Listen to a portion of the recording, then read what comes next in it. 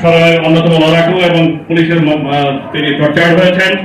তিনি লগি বৈঠা যে টর্চার, সেই টর্চারের শিকার হয়ে প্রায় মৃত্যুর সাথে পাঞ্জা লড়ছিলেন। তিনি জাতীয়তাবাদী যুব দলের প্রাক্তন ভাইস প্রেসিডেন্ট এবং এখন একটি মানবাধিকার সংস্থা তিনি সভাপতি, এবং সবচেয়ে বড় বিষয় হলো তার অনেক গবেষণামূলক অনেক লেখা রয়েছে। ধন্যবাদ। বিসমিল্লাহির রহমানির রহিম। আমি বক্তব্য রাখব না। গত 18 বছর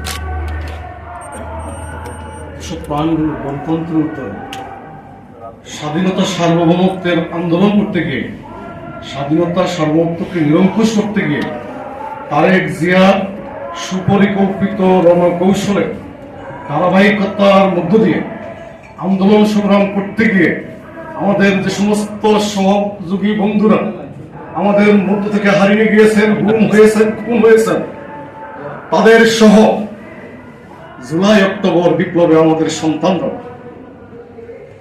প্রায় 2.5 থেকে 3,000 সন্তান আমাদের বুলেট বিদ্ধ হয়ে এই বাংলাদেশের মানুষকে গণতন্ত্র ফিরিয়ে দেওয়ার জন্য, এই বাংলাদেশের মানুষকে স্বাধীনতা সার্বভৌমত্বকে রক্ষা করার জন্য, একটা জাতি রাষ্ট্র নির্মাণ করার জন্য যারা জীবনকে বিলিয়ে দিয়ে গিয়েছেন তাদের আত্মার মাগফিরাত কামনা করে আমরা তাদের প্রতি শ্রদ্ধা জ্ঞাপন স্বরূপ সর্বপ্রথম 1 মিনিট নীরবতা পালন করব দাঁড়িয়ে, এবং ওই 1 মিনিটে আমরা মনে মনে সূরা ফাতিহা পড়ব।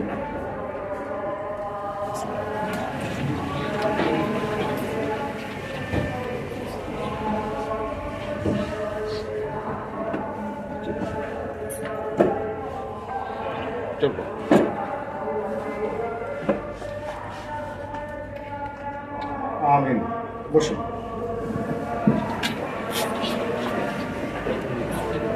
আজকের এই সমগ্র উপস্থিতি জানেন, আমি প্রচুর ওষুধ খেতে খেতে জিজ্ঞাসা পেয়ে যায়, কথা বলতে পারি না, অনেক সমস্যা আছে। মঞ্চে উপবিষ্ট যিনি সভাপতিত্ব করছেন 1988 সালে এরশাদ বিরোধী আন্দোলনে, তখনকার সময়ে আন্দোলনের একটাই রাস্তা ছিল, রাস্তায় ককটেল না মারলে আন্দোলন হতো না। আর এই ককটেল, এই বিস্ফোরক আইনটা হওয়ার পর আমাদের 18 বছর লেগেছে এই স্বৈরাচারকে উৎখাত করতে।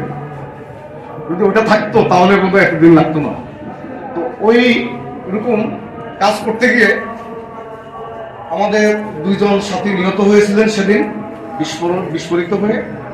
আজকের সভার সভাপতি জনাব একরাম, সলিসিটার একরাম 75 ভাগ বার্ন হয়ে সেদিন তিনি মৃত্যুর মুখোমুখি হয়েছিলেন, এবং ডাক্তাররাও আশা করেন নাই তিনি মারা যাবেন। তার সভাপতিত্বে এই অনুষ্ঠান আমি গর্বিত।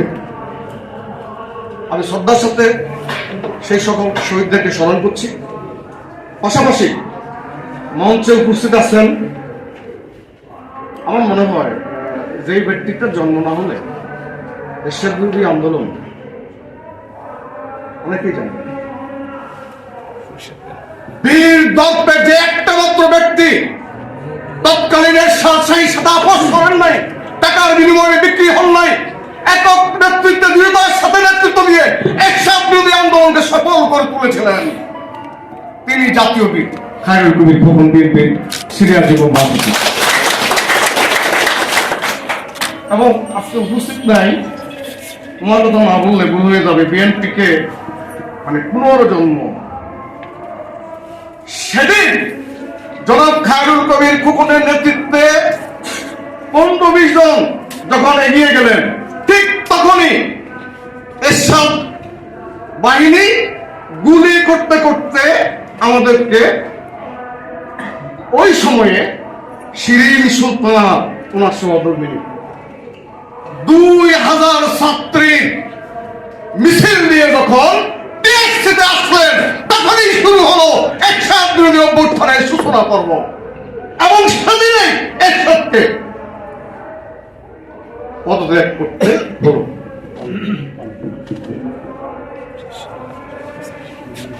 এবং সেদিন খোকন ভাইয়ের পরে যার আরো বড় ভূমিকা ছিল আমার বন্ধুবৎ নেতা মীর নওয়াজ আলী, ঢাকা কলেজ থেকে সেদিন প্রায় 5,000 ছাত্রের মিছিল নিয়ে ওই আন্দোলনে যোগ দিয়েছিলেন।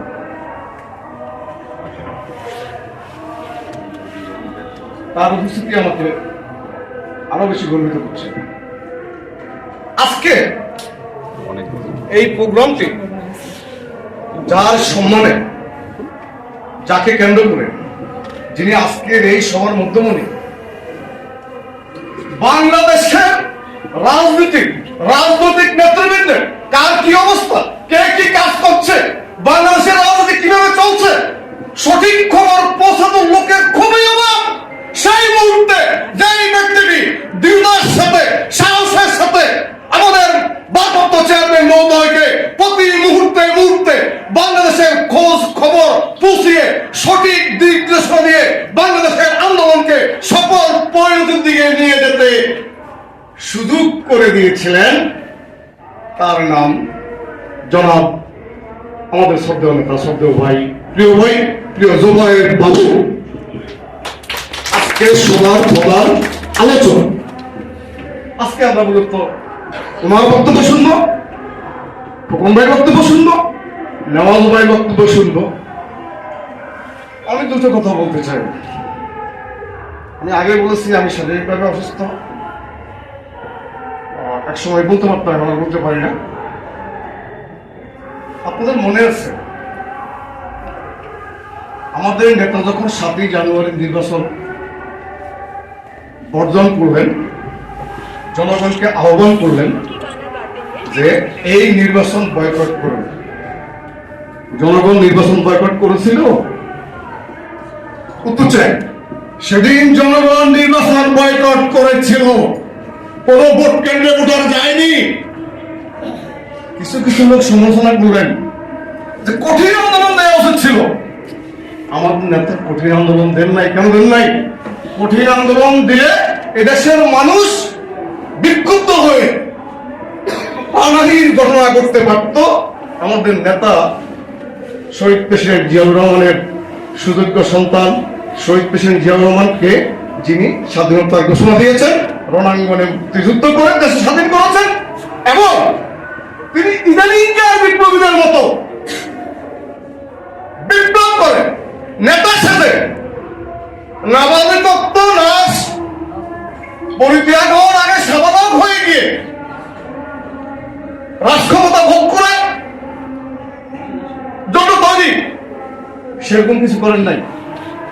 তিনি ওনার প্রফেশনে, ওনার সেনাবাহিনী সিটে গিয়ে বসেছিলেন রাষ্ট্র কাঠামোকে তার জায়গা থেকে গঠন করার প্রত্যয় নিয়ে। জনাব খায়রুল কবির খোকন সহ সেদিন এসব দুই অভ্যুত্থান যারা করেছিলেন, সেসব নায়কেরা, সেসব বীরেরা এমপি মন্ত্রী হতে যান নাই। আজকে আমরা কি দেখছি? 35 মিনিটে স্বাধীন হয়ে গেছে। আমাদের 18 বছরের আন্দোলন, সংগ্রাম, লড়াই, যুদ্ধের ইতিহাস, আমাদের 18 বছরের 18 মাস গণনা থাকার ইতিহাস, আমাদের 18 বছরের পারিবারিক বিপর্যয়, মানবিক বিপর্যয়, বারবার ডিবি অফিসে ডেকে নেওয়া, বারবার ডিজিএফআইতে ডেকে নেওয়া, বারবার রায়নগরে থাকা, এখানে অনেকেই আছেন, তাদের অভিজ্ঞতা রয়েছে। আমরা এই 18 বছরে কিছু করে নাই। আমাদের চেয়ারম্যান মহোদয় ঘোষণা দিলেন, আপনারা সাধারণ ছাত্রদের পাশে থাকুন, তাদেরকে সহযোগিতা করুন। তারপর পরবর্তী নির্দেশ দিলেন, এখন সহযোগিতার সময় নয়, ছাত্রদের সাথে আপনারা নেমে পড়ুন, ছাত্রদের সঙ্গে কাঁধে কাঁধ মিলিয়ে জাতীয় রাষ্ট্রকে উদ্ধার করুন, জীবন উৎসর্গ করার প্রত্যয় নিয়ে, ত্যাগী মনোভাবের পরিচয় নিয়ে শেখ হাসিনাকে বিদায় করুন। সমগ্র জনগোষ্ঠী নেমে পড়ল। ছাত্ররা 8 দফার আন্দোলন, সরকার অধিকাংশ মেনে নিলেন। এই মর্মে তারা একটা সেমিনারে তারা বক্তব্য দিলেন, অধিকাংশ মেনে নিছে, বাকি যেটুকু বাকি আছে সেইটুকু আমরা সরকারের সাথে কথা বলে ফয়সলা করে নেব। তারপর অনেক ঘটনা ঘটলো। তার আগের দিন রাত্রে সাংবাদিক নাইমুল টিভি টক শোতে বলল, এক দফা নামে নামে একটা প্রস্তাব আছে, এক দফার আন্দোলন। এই এক দফা কার? ছাত্রদের না তারেক রহমানের? আমরা স্বীকার করছি আজকে গর্বের সাথে, এক দফা স্বাধীন তারেক রহমানের মুখ থেকে এসেছিল আমাদের কণ্ঠে। আর আমরা ছাত্রদের 8 দফা যখন স্থিমিত হয়ে যাচ্ছিল, যখন পর্যবসিত হতে যাচ্ছিল, তখন ঠিক শহীদ প্রেসিডেন্ট জিয়াউর রহমানের মতোই তারেক রহমানের কণ্ঠ থেকে ভেসে আসলো এক দফা। আর এক দফার মধ্য দিয়ে সমগ্র জনগণ, শ্রেণী পেশার মানুষ, গড় শ্রেণী, বউ বাচ্চাকে নিয়ে রাজপথে ঝাঁপিয়ে পড়ার মধ্য দিয়ে এই আন্দোলনকে সফল করে তোলা হয়। জুলাই অক্টোবর বিপ্লব সফল হয়। বিপ্লব পরবর্তী সময়ে কে কি দিবে, কে কোথায় বসবে, কে কি হবে ইত্যাদি পাগল হয়ে গেল। আর এই সময়টা বেছে দিল সেই আধিপত্যবাদী সম্প্রসারণবাদী শক্তি, আবার আমাদের ভিতরে বিভেদ তৈরি করলো, বিভাজন তৈরি করলো। সেই বিভেদ বিভাজনের মধ্য দিয়ে আজকে আমরা একটা চরম ষড়যন্ত্রের মুখে পড়ে আছি। আমাদের নেতা জনাব তারেক রহমানের একটাই আজকে আমাদের প্রতি নির্দেশ, কোন বিভাজন নয়। 3 মাসে যা কিছু ঘটেছে সবকিছু বলে দেন। সবাই জাতীয় ঐক্যের চিন্তা করে দেশ পত্রিকাকে, স্বাধীনতাকে, সার্বভৌমত্বকে উদ্ধারের জন্য পরাশক্তির সকল ষড়যন্ত্র, দেশি বিদেশি সকল ষড়যন্ত্র রুখে নিয়ে আপনারা প্রস্তুতি গ্রহণ করুন। সবাই কাঁধে কাঁধ মিলিয়ে ঐক্যবদ্ধ হোক। আজকে আমাদের আলোচনার বিষয় ঐক্যবদ্ধ হওয়া, মতভেদ দূর করে সবাই আমরা একে অপরকে পাশে দিয়ে জাতীয় ঐক্য গড়ে তোলে, সকল ষড়যন্ত্রকে ঢুকে দেব।